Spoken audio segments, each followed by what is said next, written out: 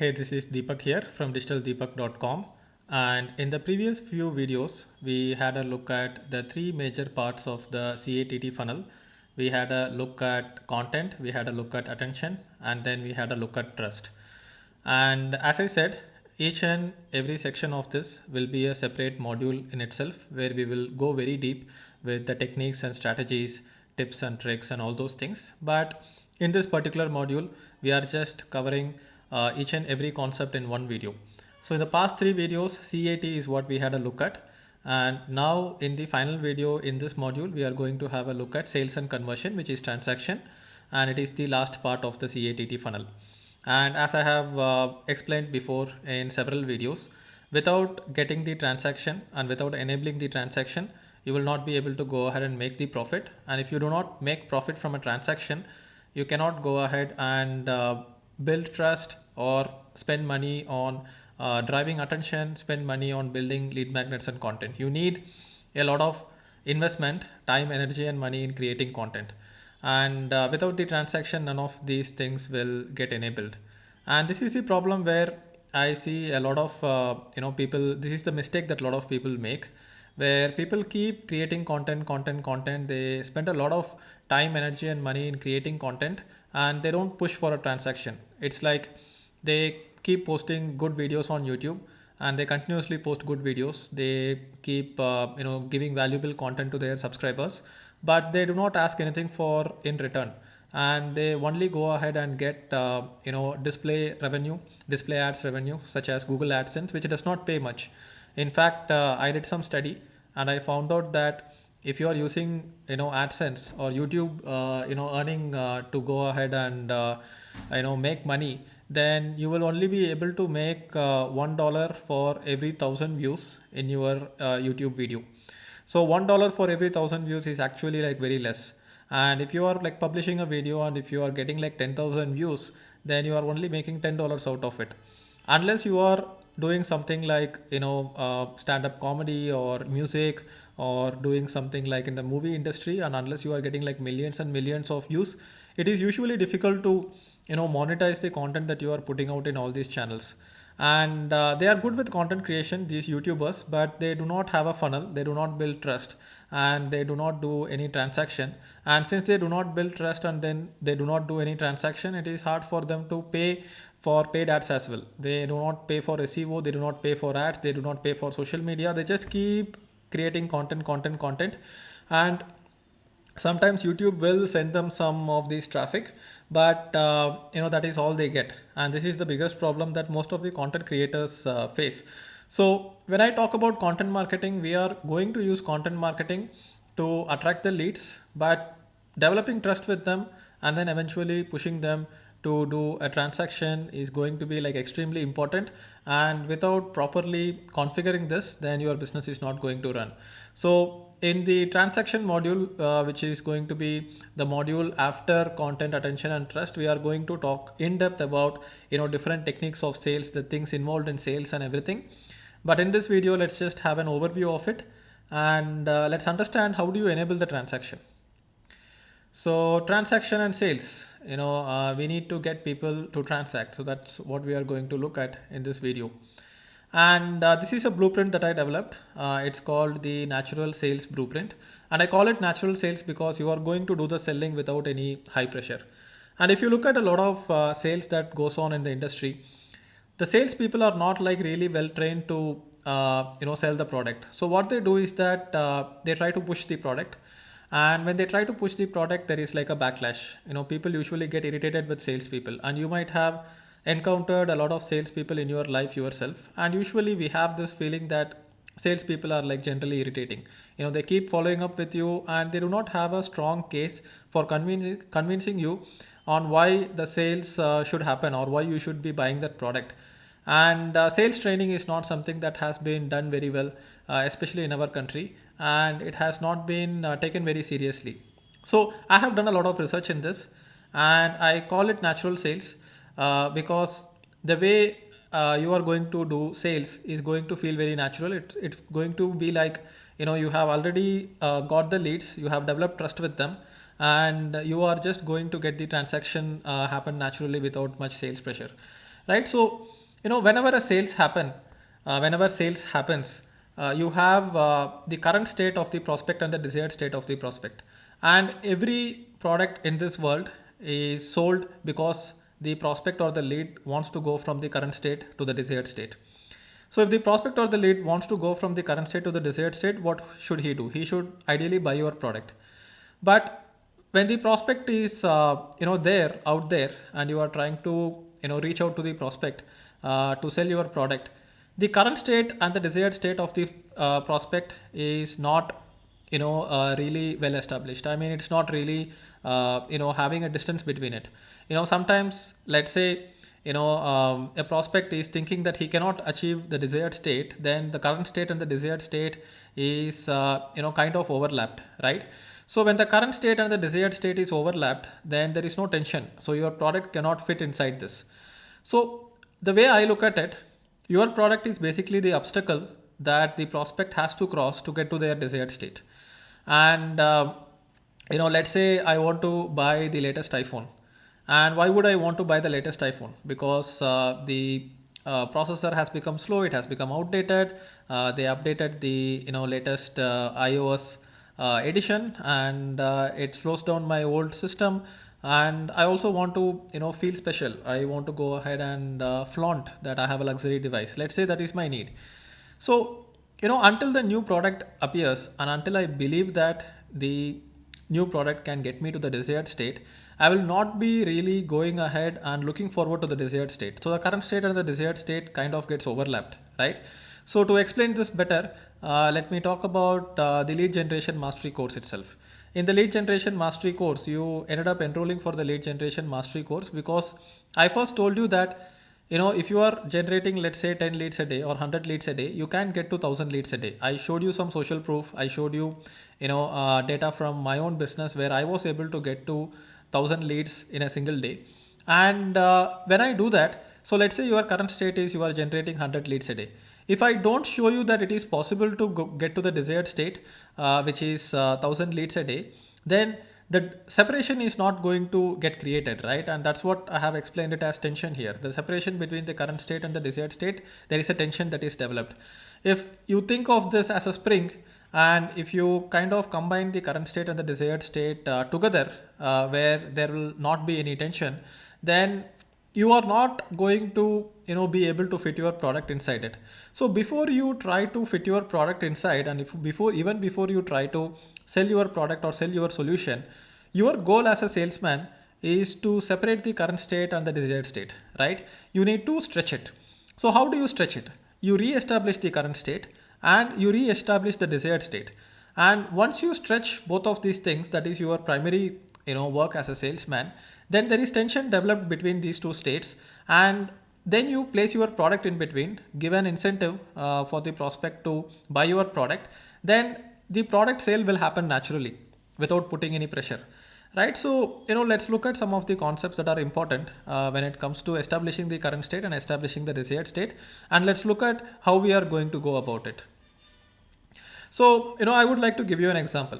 So let's say you are going to a doctor, and if you are going to a doctor, and let's say that you are telling the doctor that you have shoulder pain, and as soon as you say that hey, I have shoulder pain, if the doctor is prescribing some medicines to you, then you are not going to trust the doctor, because the doctor has not taken time to diagnose what is your condition, and the doctor has not listened to you.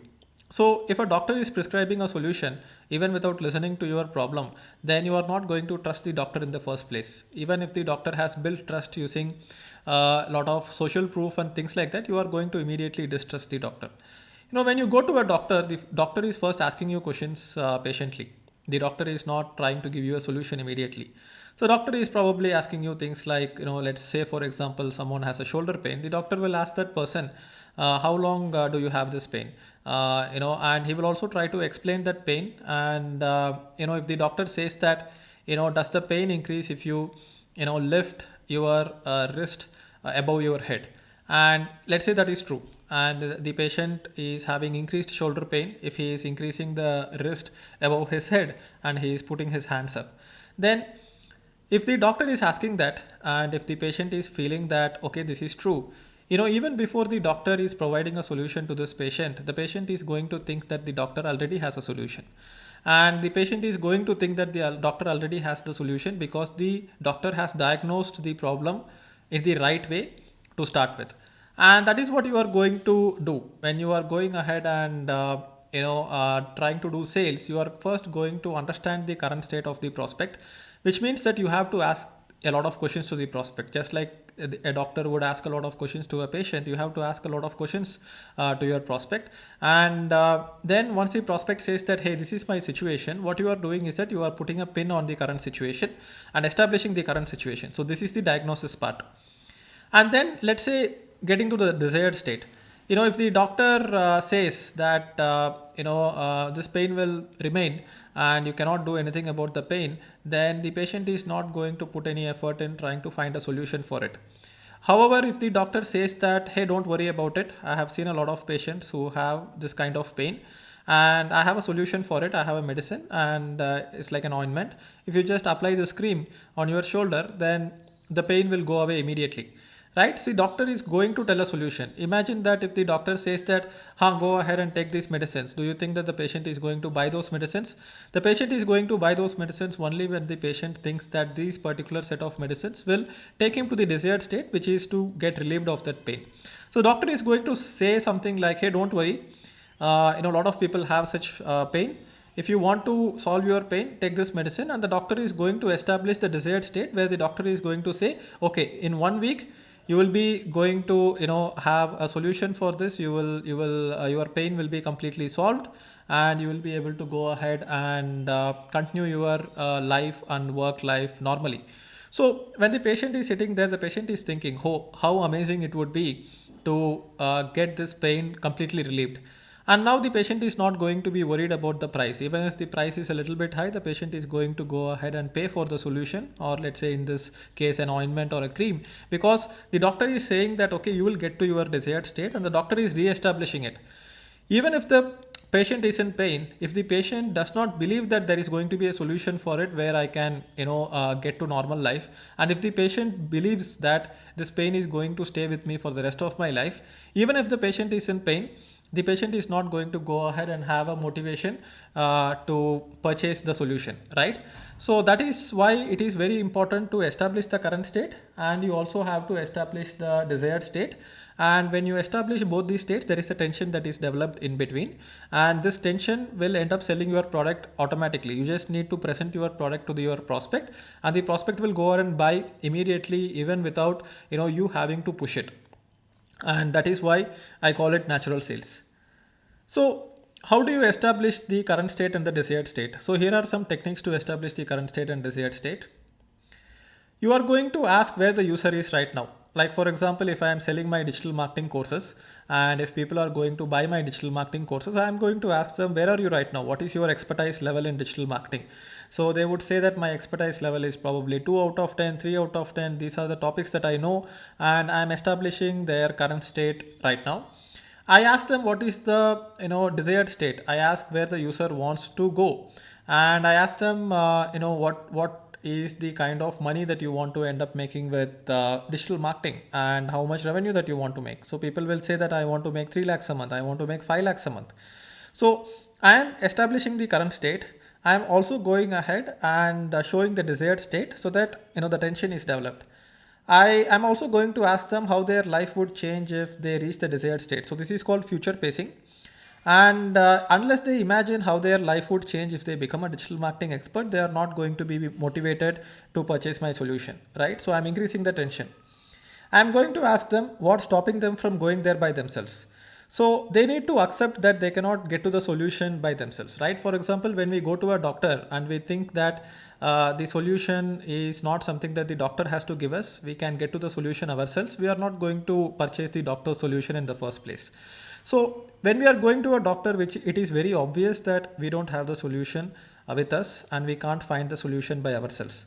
However, when it comes to sales of online training or sales of online products, digital products, or your agency or freelancing service or whatever it is, the client a lot of time thinks that they can get to their desired state by themselves without having to go ahead and purchase the solution.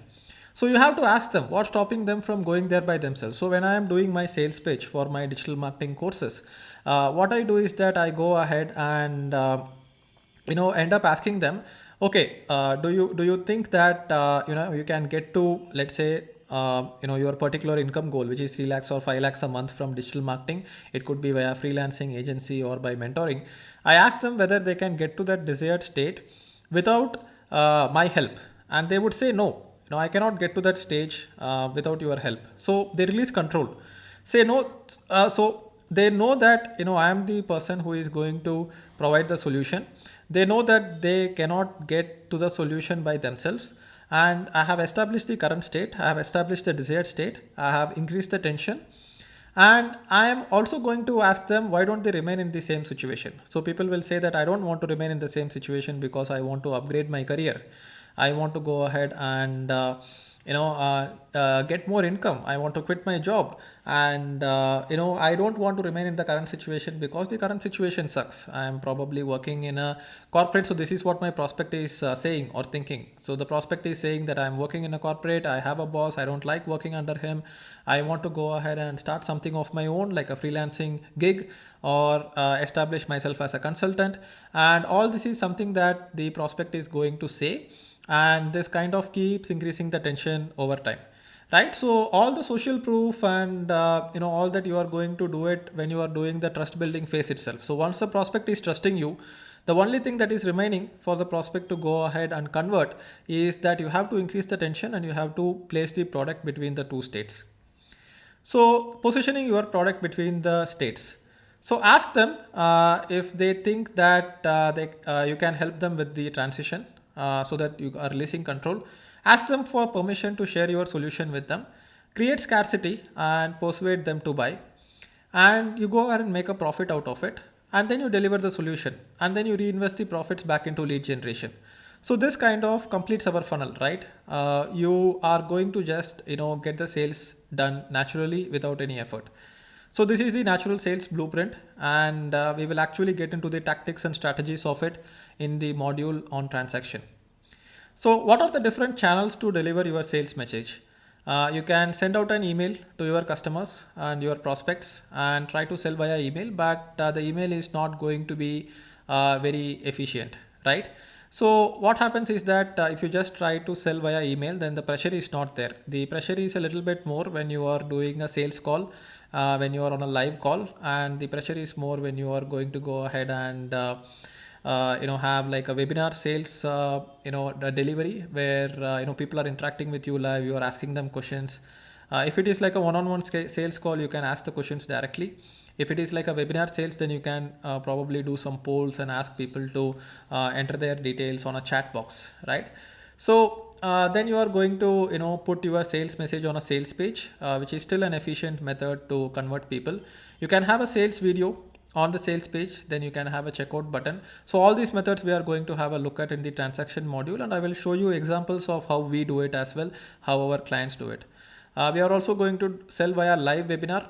How to sell via live webinar is something that we will learn when it comes to the transaction module. We have like a separate video on just how to do webinar sales, and we can do a simulated live webinar where it looks like the webinar is going to start now, and it is going to start every 15 minutes. So there are some tools for that where you can do a simulated live webinar. And then you can also do one-to-one sales call. It could be via phone or it could be via video. It could be like a Zoom call also, right? So this is how you can deliver your sales message. And let's also look at some of the conversion triggers, right? So conversion triggers for sales and copywriting. Reciprocity is one conversion trigger. So I would like to go ahead and do like separate videos on each of these conversion triggers in the transaction module. And here I would like to give you an overview of it. So whenever someone receives something, they have an obligation to give it back. So that's reciprocity, and that is why I give away a lot of free content. So when I give away a lot of free valuable content, it creates an obligation on my prospect side that they have to return that favor. So reciprocity is a very powerful way to trigger sales. You can get people to go ahead and give you like a small commitment, and when people commit to something, they are more likely to stick to that commitment. And we will look at the techniques of how to generate commitment, in the future videos. You can also go ahead and establish yourself as an authority in your field, and people are much more likely to listen to someone in the position of authority than someone who is not. So that is why I do a lot of things which builds my authority, right? I go ahead and publish books. I go ahead and do a lot of things which establishes myself as an authority in the field. And there are like multiple ways to build authority. You can build authority through social proof for your personal brand as well. And personal branding is very important when it comes to authority. You can have a lot of social proof. People usually are influenced when other people are doing a particular action. Like for example, if you are buying something on Amazon or whatever the e-commerce store might be, then you are going to go ahead and look at the reviews that Amazon has. And you are going to make a purchase decision based on the reviews. So here social proof is in action. Scarcity, when you look at some product or service which has like one unit left, then you are more likely to purchase it.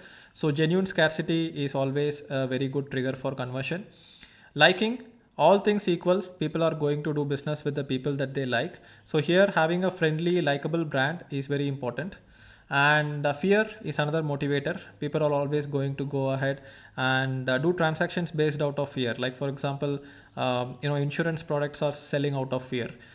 You buy cleaning products like cleaning liquids or floor cleaning liquids out of the fear that there might be germs, and people are always going to be more motivated to avoid pain.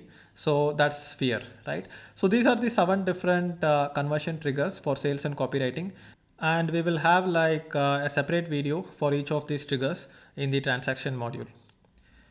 So that kind of brings us to the end of this particular module, where we have looked at what are the basics when it comes to sales and conversion, which is enabling transaction.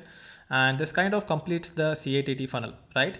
So you do the transaction, you make the profit, you start investing money in content creation, then you put that money into driving attention to the content, then you build trust using drip marketing and retargeting, and this will keep funneling people into your sales funnel. And you can use the natural sales method to keep converting all these leads into customers. And if you keep converting all the leads into customers, then your cycle becomes complete. So once you set up this engine and the engine starts running, then it'll start becoming exponential, and it becomes exponential, it'll become unstoppable. And that is how you go from like $1 million company to $100 million company. And that's about it for this video on sales and transaction. I hope you liked it, and I would like to get your comments on this particular video. So go ahead and leave your comment about what you learned today, and if you have any questions as well, you can leave a comment below, and I will see you in the next video right now.